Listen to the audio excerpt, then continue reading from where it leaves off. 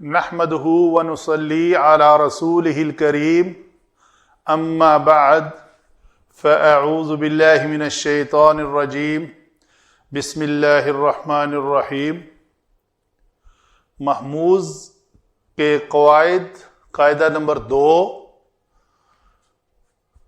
اگر حمزہ مفتوح اور اس کا ماقبل مضموم یا مکسور آ جائے، شرط ہے کہ حمزہ مفتوح ہونا چاہیے اور اس کا ماقبل مضموم یا مکسور ہو، تو حمزہ کو ضمہ کے بعد واو سے اور کسرہ کے بعد یا سے بدلنا جائز ہے۔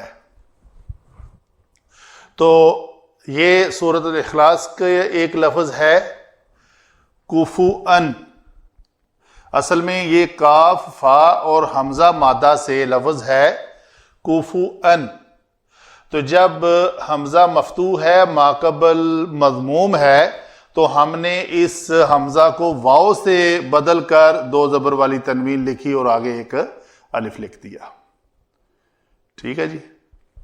اسی طرح دوسرا کیا ہے، میعرن، تو حمزہ مفتوح ہے، ماقبل مکسور ہے، تو اس کو میم کے بعد یا کسرہ کی وجہ سے اس کو یا سے بدلنا جائز ہے، تو ہم نے اس کو میعرن کی بجائے میرن پڑھا۔ تو یہ لفظ پھر میں ہائی لائٹ کروں کہ ایسا جائز ہے، واجب نہیں۔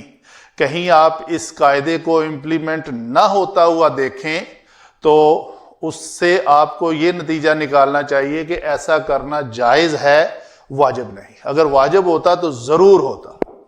وما علینا الا البلاغ المبین۔